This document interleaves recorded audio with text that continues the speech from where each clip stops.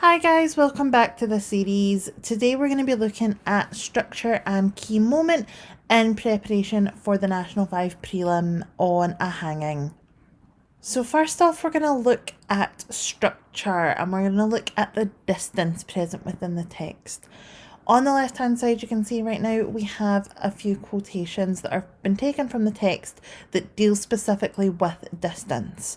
So we have one prisoner had been brought out of his cell. We set out for the gallows. It was about 40 yards to the gallows. We stood waiting 5 yards away. And the hangman climbed down and stood ready holding the lever. Now, what you might initially notice about all of those quotations is that they're all very precise and very specific when it comes to distance. Alright, so on the right hand side of your screen, we have 3 questions about those quotations for you to answer. So we have, what do you notice about them? Why do you think Orwell structures the story in this way? And what effect does this have? Now, when it comes to answering these questions, you're going to be wanting to think about the overall text as a whole. Don't just look at the beginning, don't just look at the end. Think about the whole thing as a complete unit. Alright, so what I recommend you do now is that you pause the video here, answer the questions, and come back when you're ready to go over the answers. So let's go over those answers now. For question 1, the answer was, the story is structured here by their progress to the gallows. So that's the logical process that we follow. We start at the beginning, we end at the end. There's no kind of jumping about. For question 2, it acts as a countdown to the execution, which for question 3 means that it builds tension as they get closer and closer to the moment of the man's death. Alright, and that's really the kind of key points that you need to take away in terms of distance. You're not ever going to really write a full paragraph on the distance present within the text, but it can be useful to throw into your essay to kind of get you some bonus points. Now, arguably, time plays a bigger role within the text. On the left hand side of the screen, we've got again a few quotations that reference time. So we've got 8 o'clock struck and a bugle call desolately thin in the wet air. It was several minutes before someone managed to catch the dog. Minutes seemed to pass and 8 minutes past 8. So time is really important within this story, and you may end up writing kind of a significant chunk of a paragraph on time because it does play a big role in kind of the overall story. So we have 3 questions on the right hand side. So we have, how long does the whole thing take? Why is this surprising? And consider how Orwell writes the account. Why does it feel like it takes so much longer? So again, we're going to pause the video just now, answer those questions, and come back when you are ready to answer them. So let's answer those questions just now. For question 1, the answer was, the story up to the execution takes 8 minutes and not much longer after that. For question 2, we have, it's so protracted and with reference to time passing, it feels so much longer. And the answer to question 3 was, a man is going to die, taking the time to draw out the process, the experience, his reflection is a mark of respect to the momentum occasion that is taking place. Alright, so really, when it comes to time, your main argument is going to be that it takes so long because it's such a traumatic experience, and also because Orwell is trying to, generate respect for the prisoner who is ultimately about to die. Now, this is going to be where this video really starts to focus in on some of the really important stuff within this text. Alright, so we have the key moment. Now, at National 5, 3 essay questions tend to pop up on a rotating basis. So we have theme, character, or key moment. Now, those are the 3 that pop up on a rotating basis. So you could genuinely get an essay question that revolves around the build-up, the key moment, and the aftermath. So it's really, really important that you take the time during this video to make sure that you really understand this stuff. So the key moment within this text is when the dog appears in the prison. So on your right hand side this time, we have the quotation where we are first introduced to the dog. So we set out for the gallows. 2 warders marched on either side of the prisoner with their rifles at the slope. 2 others marched close against him, gripping him by arm and shoulder, as though at once pushing and supporting him. The rest of us magistrates and the like followed behind. Suddenly, when we had gone 10 yards, the procession stopped short without any order or warning. A dreadful thing had happened. A dog, come goodness knows whence, had appeared in the yard. So, for your questions for this quotation, we start with a return to the excessive way the prisoner is guarded and the monotony of the morning for the guards. So, the first 2 parts of this question are, how is this excessive guarding suggested to us through word choice, and what happens to interrupt this boring routine for them? Question 2, what do suddenly and dreadful things suggest? And for question 3, you have to ask yourself, is this a dreadful thing to have happened? Alright, pause the video now, take some time, answer your questions, and come back when you're ready to go over the answers. So let's go over the answers now. So for question 1A, we're told that 2 march on either side of him and 2 more march close against him. This suggests how claustrophobic it is for the prisoner, who can barely move against these guards who are also armed.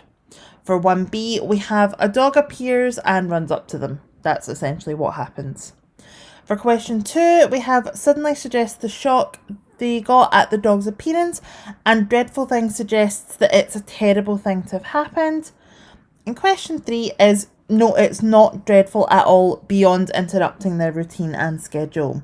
So already we're beginning to see the contrast between what has actually happened and what the prison guards are kind of experiencing in that moment, alright? A dog coming into a prison is not a terrible thing to have happened, and yet these guards think it's the worst thing that could have possibly happened. So then we move further on into kind of experiencing the dog being in the prison. So we have, it came bounding among us with a loud volley of barks and leapt round us, wagging its whole body, wild with glee at finding so many human beings together. It was a large woolly dog, half Airedale, half pariah. For a moment it pranced round us, and then, before anyone could stop it, it had made a dash for the prisoner and, jumping up, tried to lick his face. Everyone stood aghast, too taken aback even to grab at the dog. So again, we have some questions for you to answer about this kind of key moment as it develops. So again, we're going to look specifically at word choice for question 1, and question 1 has 5 parts. So the words that the phrases that we would like you to look at are bounding, wagging its whole body, wild with glee, pranced, and dash. For question 2, we would like you to think about, why is it shocking when the dog tries to lick the prisoner? For question 3, how does the dog contrast with the humans in the story? And for question 4, why is everyone aghast? So again, pause the video, answer the questions, and come back when you're ready to go over your work. Let's go over those questions. So for bounding means that it's jumping about very excitedly. For wagging its whole body, it's very exuberant and excited. It's happy to see everybody. For wild with glee, it's obviously absolutely delighted at the scene that it's found itself in. For pranced, it suggests that romping or leaping about. And for dash, we have rushing quickly. For question 2, it's affectionate and the prisoner is being ignored, controlled, and being led to his death. Again, I mentioned the contrast earlier on, and the contrast is something that's particularly important in this scene. So the dog contrasts with the humans by treating the prisoner like he's still a human being. And for the last question, we have everyone is aghast because they're horrified at the disruption and also the kindness the dog is showing the prisoner. We obviously have some more questions on this because, as if you couldn't tell, this is obviously a very big part of any potential essay that you're going to write on this text. So we have another longer quotation, which essentially just means that you have many options to pick from when it comes to talking about this scene. So we have, "Who let that bloody brute in here?" said the superintendent angrily. "Catch it, someone." A warder detached from the escort charged clumsily after the dog, but it danced and gambolled just out of his reach, taking everything as part of the game. A young Eurasian jailer picked up a handful of gravel and tried to stone the dog away, but it dodged the stones and came after us again. Its yaps echoed from the jail wheels. The prisoner in the grasp of the two warders looked on incuriously, as though this was another formality of the hanging. It was several minutes before someone managed to catch the dog. Then we put my handkerchief through its collar and moved off once more, with the dog still straining and whimpering. So this time there's 7 questions, so this one might take you slightly longer. Okay, you have to think about, how do the prison officials react to the dog? What impression does this continue to give of the guards and the superintendent? A brute is a savagely violent person or animal. Why might the superintendent's comments be considered ironic? How does the dog's behaviour contrast with the events of the story and the human's actions? How does the prisoner react during this key moment? What does this suggest about him? Question 6. What do the guards do to the dog? How is this similar to their treatment of the prisoner? And lastly, look at the word choice used to describe the dog at the end of the extract. How was it changed and why? So again, pause the video, answer the questions, and come back when you're ready to go over the answers. Let's go over the answers now. So they are obviously very unhappy or angry at the interruption. They're indifferent to the prisoner as a human and only interested in getting the execution completed on time. The dog is being kind to the prisoner, whereas the humans are the violent ones by executing him. The dog's desire to play contrasts with the seriousness around him as the guards are trying to take the prisoner to his death. He doesn't react at all, as shown by incuriously. He seems emotionally detached throughout the account. They grab the dog and manage to lead it away, very similarly to how they have tied the prisoner and are marching him along. The dog is now described as straining and whimpering. It's unhappy and scared, in contrast to its joyous arrival. Alright guys, so obviously that is kind of all of the kind of key moment covered.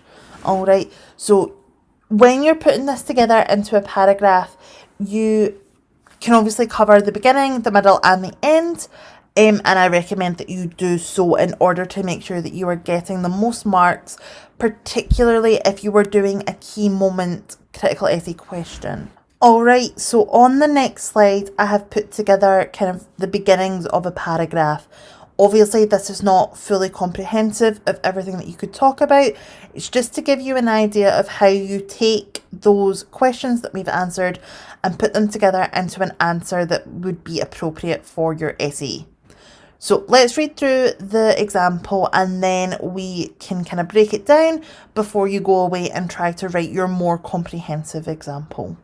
Furthermore, Orwell's use of contrast and symbolism reinforces the horror of this event. The dog treats the prisoner more humanely than any of the human characters. It had made a dash for the prisoner and jumping up tried to lick his face. Everyone stood aghast. The word choice of dash conveys the idea that the dog is excited by the prospect of interacting with the humans and does not understand the seriousness of the situation. This contrasts with the humans who are aghast and cannot believe that the dog has interrupted this execution. By noting that the dog goes directly to the prisoner instead of the officials, Orwell uses symbolism to suggest that all people are equal regardless of their circumstances. It has ironically come upon a group who are about to engage in the ritualistic killing of one of its members. This reinforces the belief that not only is capital punishment wrong, it is also against human nature to kill another person. Alright, so do we see how we have taken the questions that we have answered in the previous slide and put them together into kind of our paragraph? Alright, we've mentioned contrast. Symbolism wasn't one of the questions, however, it should be a technique that you are familiar with and is one that you really need to be mentioning in your critical essays. All right. So like I said, this is just the beginnings of a paragraph. It's not comprehensive by any means necessary. In fact, it would probably be more beneficial if you put in a second quotation from, the end of the interaction to make this more rounded out and fully kind of fleshed out. And, that you making sure that you are emphasizing that contrast from the beginning to the end. So guys, thanks for sticking with me through that video. I know we went through that at breakneck speed, but hopefully this was something that you were already familiar with.